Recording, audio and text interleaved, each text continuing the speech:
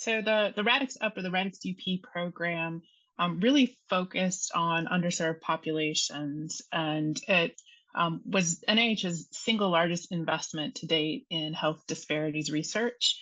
The primary goals of our program or the initiative was to understand the factors associated with disparities in COVID-19 morbidity and mortality in underserved populations, and then also to lay the foundation to reduce those disparities.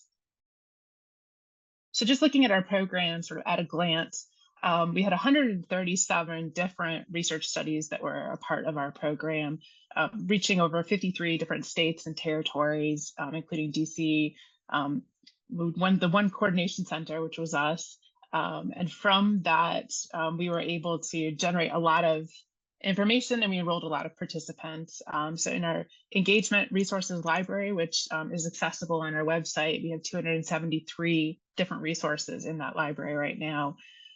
Based on data that we received, so based on data from participants, we enrolled 410,000 participants that we got CDE data from, or common data element data from.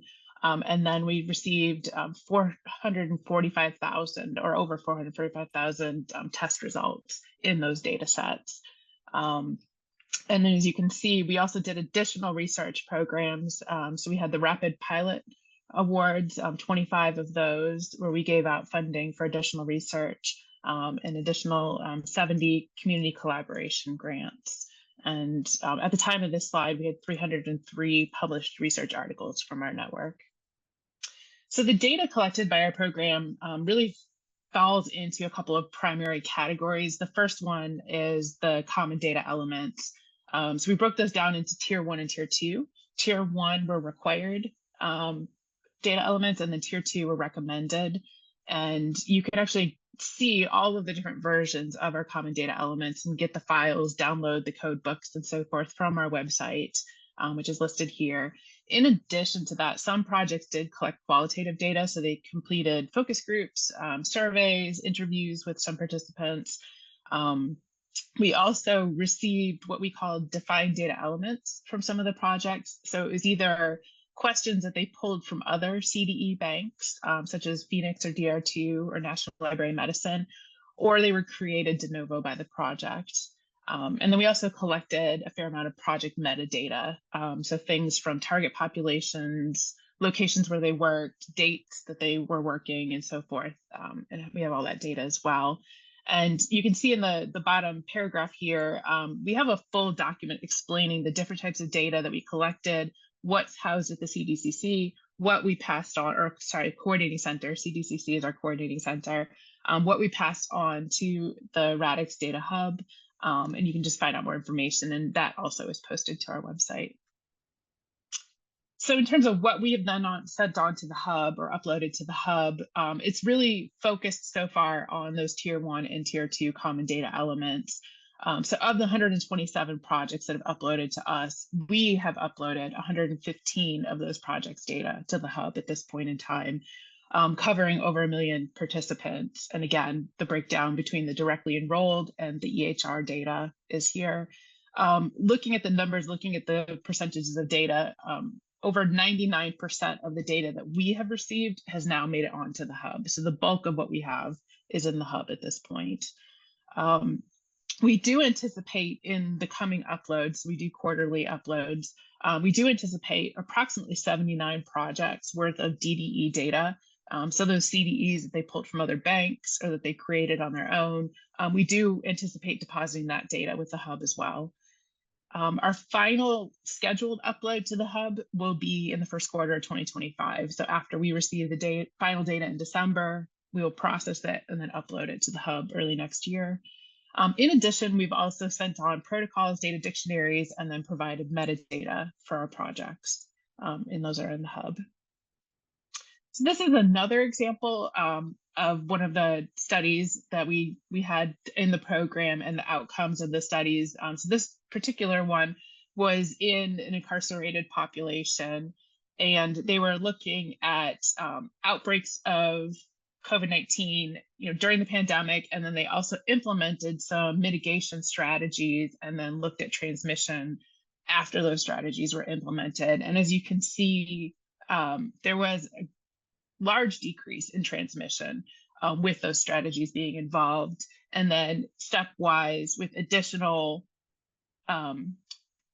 strategies and additional things being put in place, they were able to achieve further decreases in transmission. So this is a really good example of one of our studies in a very focused population that you may not have seen otherwise, just out there in the research. So looking at or trying to understand, what has RADx-UP done? What have the outcomes been? What kind of research was done? It's 137 projects. It's a lot of information. There's a couple of places that I could point you to. One of them is we have a recently published supplement in the American Journal of Public Health, and it focused on several of our different projects, different focuses of our programs. So community engaged research is a huge part of RADx-UP. And it really highlights that research.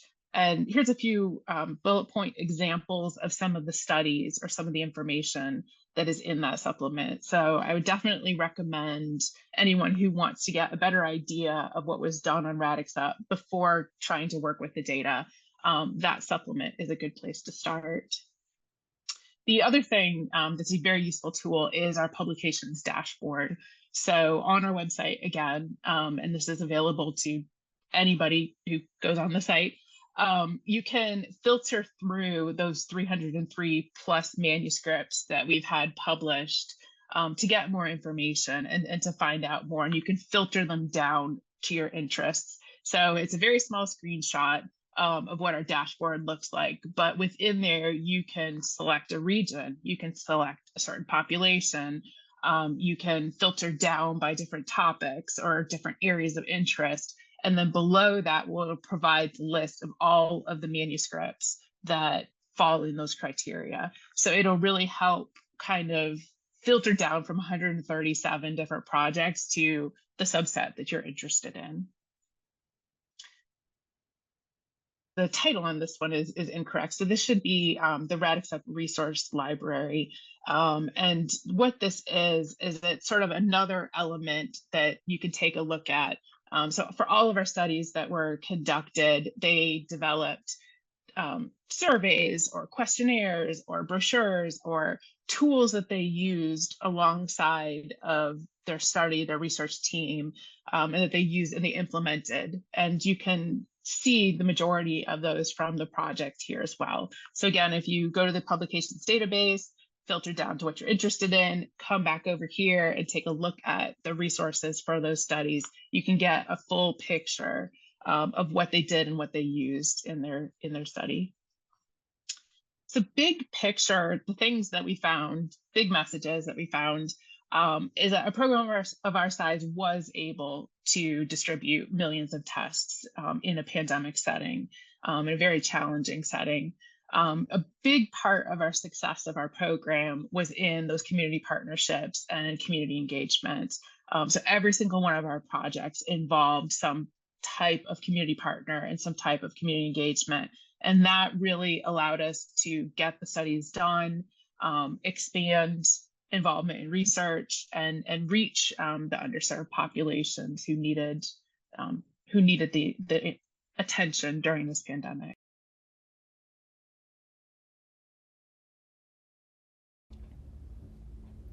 To find, access, and begin analyzing studies from this and other RADx data programs, navigate to the NIH RADx Data Hub at radxdatahub.nih.gov.